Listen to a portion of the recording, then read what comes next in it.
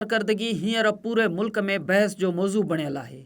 Sindh police Shikarpur जे अंदरि जंहिं क़िस्म जी कारकर्दगी ॾेखारी आहे उन पूरे मुल्क जे अंदरि सिंध पुलिस जी परसेप्शन खे मुकमल तौर ते तब्दील करे छॾियो आहे। जेतोणीकि इन हवाले सां बहस जा केतिरा ई मौज़ू आहिनि, पर इन हवाले सां कारकर्दगीअ खां वधीक जेके बहस जा मौज़ू साम्हूं आया आहिनि उन में पारस जेका उते DSP आहे उन जी कारकर्दगी सॼे मुल्क में उन नए बहस खे मौज़ू बणायो आहे। इन हवाले सां ख़ासि तौर ते मेल डोमिनेटेड सोसाइटी जे अंदरि ऐं सिंध खां ॿाहिरि जेको बहस आहे उहो बहस इन हवाले सां आहे त शिकारपुर ऐं ख़ासि तौर ते ज़ाहिर आहे त कचे जा इलाइक़ा आहिनि, शिकारपुर, घोटकी, जेकमबाद वारा ही इलाइक़ा जिते पुलिस जे हवाले सां, धाड़ेलनि जे हवाले सां ऐं राति जो सफ़र करण जे हवाले सां केतिरा ई सवाल जेके सिंध खां ॿाहिरि बहस जो मौज़ू हूंदा आहिनि, कानवाय मोटरवे ते पुलिस जो हुजणु, उते शिकारपुर खां ॿाहिरि या ओवरऑल सिंध खां ॿाहिरि इहो बहस बि हूंदो आहे त इहो कीअं मुमकिन आहे त हिकु मेल डोमिनेटेड सोसाइटी में इते का औरत ऐं उहा बि पुलिस में ऐं उहा बि फ्रंट लाइन ते वञी इन क़िस्म जो मुक़ाबिलो करे सघंदी हुजे। पहिरियां ई त इहा ई ॻाल्हि वॾी आहे त शिकारपुर जे अंदरि DSP ऐं DSP बि फ्रंट लाइन ते वञी मुक़ाबले करण वारी जॻह ते यानी कचे वारा इलाइक़ा हुजनि या क्रिमिनल जिते मौजूदु हुजनि उते उन औरत जी ड्यूटी लॻाई वञे सिंध पुलिस जे तरफ़ां, इहो हिकु ख़ुदि वॾो पॉज़िटिव सुवालु आहे ऐं पॉज़िटिव जवाब इन जा हर तरफ़ हींअर बहस जे हेठि आहिनि। छो जो शिकारपुर में DSP पारस जो उते हुजणु ऐं उन खां पोइ मुक़ाबिलो करणु इहो मुल्क जे अंदरि ख़ासि तौर ते सिंध खां ॿाहिरि जॾहिं इहो वाक़ियो थियो ऐं इन में पुलिस जी कारकर्दगी साम्हूं आई त हर तरफ़ इन क़िस्म जो बहस मौजूदु रहियो त शिकारपुर जे अंदरि हिकु लेडी DSP उहा ऑफिसर तौरु उहा फ्रंट लाइन ते वञी मुक़ाबिलो करे सघे थी, न रुॻो मुक़ाबिलो करे सघे थी पर उन जे उते हुजण जो सवाल ई, उते उन जे हुजण जो मौजूदगी उन जी जेका आहे उहा ई पॉज़िटिव साइन ई सिंध पुलिस जे हवाले सां न रुॻो पर मेल डोमिनेटेड सोसाइटी जे अंदरि उन जे वजूद जो ज़िक्र जेको उहो पॉज़िटिव सेंस में वरितो वियो। शिकारपुर जे अंदरि कचे वारनि इलाइक़नि जे अंदरि उन जी मौजूदगी ऐं फाइट करण जो जेको अंदाज़ आहे उन बि सिंध जे हवाले सां परसेप्शन खे तब्दील कयो। इहा हिकु वॾी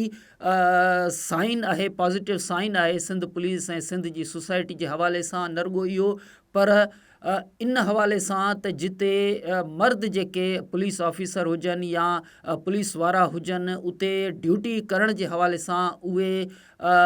इन हवाले सां केतिरा ई सवाल पंहिंजे ज़हन में रखंदा आहिनि या उन्हनि खे उते मोकिलियो वेंदो आहे जेकी इन हवाले सां यानी कचे जे इलाइक़े में धाड़ेलनि सां मुक़ाबले करण जे हवाले सां पंहिंजी हिकु अलॻि शनाख़्त रखंदा हुजनि त उन्हनि खे ई मोकिलियो वेंदो आहे। उते कंहिं औरत जो उते मौजूदु हुजणु, पुलिस में मौजूदु हुजणु, फाइट करणु, इहा हिकु पंहिंजी जॻह ते हिकु अलॻि कारकर्दगी वारे ज़मरे में बि अचे थी। पर बहरहाल सिंध पुलिस जी जेका कारकर्दगी आहे पूरे मुल्क जे अंदरि उन हिकु हर ज़हन में उन स्ट्राइक पैदा कई त हीअ कहिड़ी सूरत हाल आहे ऐं इन सूरत हाल में सिर्फ़ु पारस ऐं उन जो जेको मुड़ुसु आहे ज़हूर सुमरो उन न रुॻो उते फाइट कई पर उहे ज़ख़्मी थिया ऐं हीअ हिकु अलॻि बहस बि आहे, हीअ हिकु अलॻि मौज़ू बि आहे। इहो मौज़ू इन सेंस में बि आहे त मेल डोमिनेटेड सोसाइटी जे अंदरि जिते DSP पारस ऐं DSP ज़हूर सुमरो उहो हिकु ई जॻह ते हिकु ई मुक़ाबले में हिकु ई वक़्तु ज़ख़्मी थियनि, पर सिंध जे हवाले सां केतिरनि ई सवालनि खां, छो जो हीअ असां हींअर इस्लामाबाद में मौजूदु आहियूं, इस्लामाबाद खां ॿाहिरि इन वाक़े दौरान सफ़र कंदा रहियासीं त हर जॻह ते इहा सूरत हाल हुई त असां त इहो सम्झोसीं त शिकारपुर ऐं कचे वारनि इलाइक़नि में छो जो इहो कचो त रहीम यार ख़ान में बि आहे न, पंजाब वारे पासे बि आहे ऐं उते कंहिं पुलिस ख़ासि तौर ते औरत पुलिस ऑफिसर जो उते ईअं मुक़ाबले करण वारी जेका ॻाल्हि आहे इहा पंहिंजी जॻह ते कारकर्दगी खां वधीक मानाख़ेज़ इहा ॻाल्हि आहे। पर साॻिए वक़्तु असांजे ज़हन में इहो पंजाब जे अंदरि इस्लामाबाद जे अंदरि इहो सुवालु मौजूदु हो त असां सम्झोसीं पिए त मेल डोमिनेटेड सोसाइटी अहिड़ी सोसाइटी हूंदी जिते जेकॾहिं को उहो बि पुलिस जे अंदरि मौजूदु हुजे ऐं उहो पंहिंजी घरवारी सां गॾु फ्रंट लाइन ते मुक़ाबिलो कंदो हुजे त इहो मिसाल जेको आहे न रुॻो शिकारपुर जे अंदरि पर पूरे मुल्क जे अंदरि पूरे मुल्क जे पुलिस जी कारकर्दगी जे हवाले सां नए तारीफ़ तौरु इहो आलमी सतह ते बि मिसाल बणिजी सघे थो। तंहिं करे जॾहिं मेल डोमिनेटेड सोसाइटी इहो चइबो आहे न त perception is more powerful then reality, त हिन रियलिटी खे बि पंहिंजे पेरनि जे हेठां परसेप्शन दॿाए रखियो। सिंध जो इहो तारुफ़ जेको आहे उहो ॿाहिरि दुनिया जे अंदरि सिंध खां ॿाहिरि इहो परसेप्शन पंहिंजी पूरी ताक़त सां हिन हक़ीक़त खे दॿाए रखियो त इन्हनि इलाइक़नि जे अंदरि पुलिस मुक़ाबिलो नथी करे सघे। कचे जे इलाइक़े में शिकारपुर जे इन गैंग जेका मौजूदु हुजे थी उते पुलिस मुक़ाबिलो न करे सघंदी ऐं उनखां पोइ बार बार इहो चयो पियो वियो त हिते पुलिस जी मौजूदगी जेको आहे उहो अमन अमान पैदा करण में काफ़ी न आहे, सफिशेंट इहा सूरत हाल न आहे। ऐं न रुॻो इहो पर सिंध जी तहज़ीब कल्चर ऐं मुख़्तलिफ़ जेके मामला आहिनि उनखे बि परसेप्शन हिकु हवाले सां पंहिंजी जेका अलॻि शनाख़्त आहे, परसेप्शन जी जेका शनाख़्त आहे, उन हक़ीक़ी जेका शनाख़्त आहे उनखे बि पंहिंजनि जेका यानी उहे ककर उते मौजूदु हुआ जंहिंमें हक़ीक़ी तहज़ीब ऐं कल्चर जेको आहे उहो साम्हूं न पिया आयो। उनखे फ़क़ति मेल डोमिनेटेड सोसाइटी चई करे उनखे उन हक़ीक़त खां इनकार कयो पियो वियो। पर हिन सॼी society Sindh police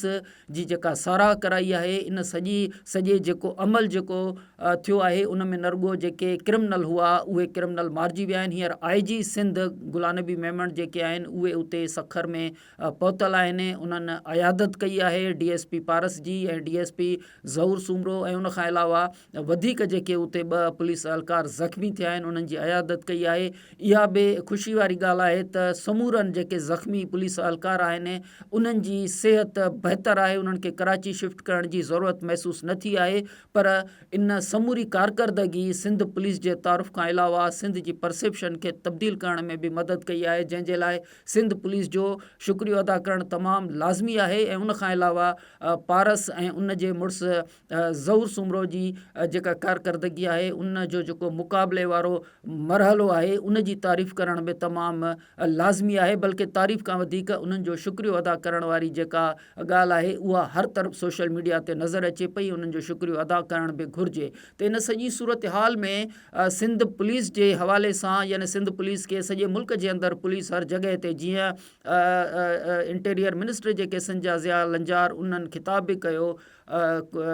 Sindh assembly जे फ्लोर ते। उन सिंध असेंबली जे फ्लोर ते इहे ॻाल्हियूं बि कयूं। ज़ाहिर आहे त इहो सिर्फ़ु मामिलो शिकारपुर में इन सॼी सूरत हाल में न आहे, इहो सॼो मामिलो सॼे सिस्टम सां तालुक़ु रखे थो। जीअं ज़िया लंजार चयो त जॾहिं कचे में ऑपरेशन कजे थो राउंती वारे ख़ासि तौर ते इलाइक़े में, त पोइ उहे धाड़ेल जेके आहिनि उहे पंजाब वारे पासे फ़रार थी वञनि था। ऐं मरियम नवाज़ साहिबा खे बि इन हवाले सां एक्शन खणणु घुरिजे। साॻे वक़्तु मोटरवे जे हवाले सां बि ज़िक्र आयो ऐं उनखां पोइ इहा ॻाल्हि बि साम्हूं आई त मोटरवे ते सॼे मुल्क जे अंदरि पुलिस हुजे थी पर सिंध जे अंदरि मोटरवे ते पुलिस यानी पंहिंजी पुलिस रखण जी बि इजाज़त नथी हुजे। त ज़ाहिर आहे हाणे विफ़ाक़ी सतह ते इहे मामला आहिनि, इन समूरनि मामलनि खे बहस हेठि अचणु घुरिजे। पर सिंध पुलिस इन सॼे हवाले सां यानी इन्हनि समूरनि यानी जेकी वसीला उन्हनि वटि मौजूदु आहिनि उन वसीलनि जे बावजूदि जेका परसेप्शन सां यानी धाड़ेलनि सां क्रिमिनल सां जेकी मनशियात फ़रोश आहिनि उन्हनि सां मुक़ाबले जे हवाले सां उहे मुक़ाबिलो कंदा रहनि था। पर परसेप्शन जेका आहे परसेप्शन तमामु वॾी हिकिड़ी पावरफुल टूल हुजे थी। प्रोपेगेंडा सभ खां वधीक पावरफुल टूल तौरु दुनिया जे अंदरि इस्तेमालु थींदो रहियो आहे ऐं उन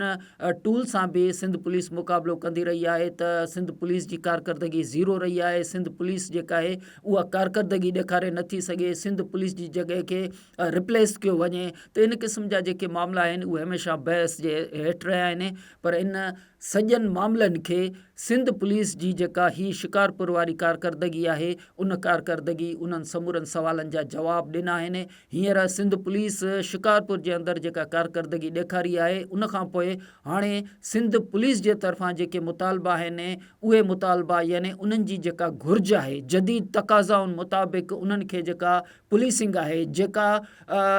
बाक़ी मुल्क जे अंदरि पुलिस खे जेका पघार मिले थी, बाक़ी मुल्क जे अंदरि मोटरवे ते पुलिस जी जेका पघार हुजे थी ऐं उन्हनि जी टाइमिंग हुजे थी ऐं उनखां पोइ उन्हनि खे उन बराबरि करण जी ज़रूरत आहे। बिल्कुलु इहा ॻाल्हि दुरुस्त आहे त असांखां बि इहो सुवालु थींदो आहे। तव्हां यकीन कयो त हींअर जेको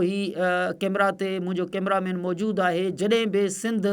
रिपोर्टिंग करण जे लाइ टीम वेंदी आहे त हमेशह इहो सुवालु मूंखां कंदो आहे त कराची खां कश्मीर ताईं किथे बि रोड ते पुलिस वारो नज़र नथो अचे। हमेशह इहो मूंखां सुवालु कंदो आहे। पर ज़ाहिर आहे त इन खे इन सवाल जो जेको जवाबु आहे पूरी टीम खे त इहो सवाल जो जवाबु कीअं ॾिजे त पंजाब में मोटरवे ते पुलिस मौजूदु हुजे थी पर उन जे बावजूदि कानवाई छो आहे जेको ज़ियाल अंजार बि सवाल कनि था या सिंध पुलिस बि अॼु बि आई जी गुलाम नबी मेमण सखर में इहा ॻाल्हि कई आहे गुलाम नबी मेमण साहिब जी इहा ॻाल्हि दुरुस्त आहे त पोइ सिंध जे अंदरि हिकु त मोटरवे कोन्हे पर मोटरवे तव्हांजो नाले मात्र मोटरवे जेकॾहिं उनखे तस्लीम बि कजे त पोइ पुलिस मोटरवे ते मौजूदु छो कोन्हे ऐं सिंध तरफ़ां यानी सिंध पुलिस जेका आहे या सिंध हुकूमत पंहिंजी पुलिस उते छो मौजूदु रखे जॾहिं त मोटरवे पुलिस सॼे मुल्क जे अंदरि उनजो हिकिड़ो अलॻि हिसो मौजूदु आहे त उनखे उन हवाले सां पंहिंजी कारकर्दगी ॾेखारण बि लाज़मी आहे ज़ाहिर आहे त इहो सॼो सिस्टम जॾहिं उहो उनजी एग्ज़ीक्यूशन थींदी त पोइ उनजा असर जेके आहिनि उहे सॼे मुल्क जे अंदरि ईंदा पर इहो हिकिड़ो अलॻि बहस जो मौज़ू आहे ऐं इनखे असां वधाइण बि नथा घुरूं छो जो इन में पोइ ॿिया खोड़ सारा मामला बि ज़ेर बहस अची सघनि था पर बावजूदि इन जे छो जो हीउ पुलिस सां तालुक़ु रखंदड़ ऐं अमन अमान सां तालुक़ु रखंदड़ मामिलो आहे तंहिं करे सिर्फ़ु ऐं सिर्फ़ु इहो सॼो जेको भार आहे वज़न आहे उहो सिंध पुलिस जे मथां नथो छॾे सघिजे जॾहिं बि कारकर्दगी जो सवाल अचे थो करप्शन जो मामिलो अचे थो क्रिमिनल मामला अचनि था त उहे बि सोशल मीडिया 24 कलाक भरियल हुजे थी सिंध पुलिस जे तनक़ीद वारे पासे ते उहा तनक़ीद थींदी रहंदी सिंध पुलिस हिन हिकिड़ी कारकर्दगी जे बुनियाद ते सिर्फ़ु समूरनि मामलनि खां आजो पंहिंजो पाण खे करार नथी ॾेई सघे उहे हिन समाज जो हिसो आहिनि ऐं इहो सॼो जेको समाज आहे सॼे मुल्क जे अंदरि आहे सिर्फ़ु सिंध पुलिस जे हवाले सां न आहे पर घटि में घटि सिंध पुलिस जी हिन कारकर्दगी इहो ज़ाहिर कयो आहे त हर जॻह ते इहा परसेप्शन जेका आहे उनखे इस्तेमालु करे तव्हां पंहिंजनि यानी पंहिंजनि उन्हनि उणाइनि खे तव्हां जस्टिफाई नथा करे सघो सिंध पुलिस खे जेकॾहिं कारकर्दगी जे हवाले सां उन्हनि खे उन्हनि जा वसीला मुहैया कया वेंदा त पोइ कारकर्दगी जेका आहे उहा कारकर्दगी हमेशह तव्हांखे शिकारपुर जी पुलिस जीअं तव्हांखे नज़र ईंदी ऐं इन हवाले सां DSP पारस साहिबा खे उनजे मुड़ुसु ज़हूर सुमरो साहिब खे सिंध पुलिस खे शिकारपुर पुलिस खे ऐं इन मुक़ाबले जे अंदरि जेकी उते पुलिस ऑफिसर मौजूदु आहिनि उन्हनि समूरनि खे शहज़ेब जेकी चाचड़ उते SSP आहिनि जिन इन पुलिस मुक़ाबले जे अंदरि पंहिंजो हिसो विधो उन्हनि समूरनि खे इन हवाले सां शाबास ज़रूरु आहे त सॼे मुल्क जे अंदरि उन्हनि पुलिस जी जेका परसेप्शन सिंध जे अंदरि आहे उनखे तब्दील कयो आहे ऐं ख़ासि तौर ते DSP पारस ऐं DSP ज़हूर सुमरो ऐं जेके वधीक ज़ख़्मी थियल आहिनि उन्हनि जी सिहत जे लाइ दुआ बि कजे थी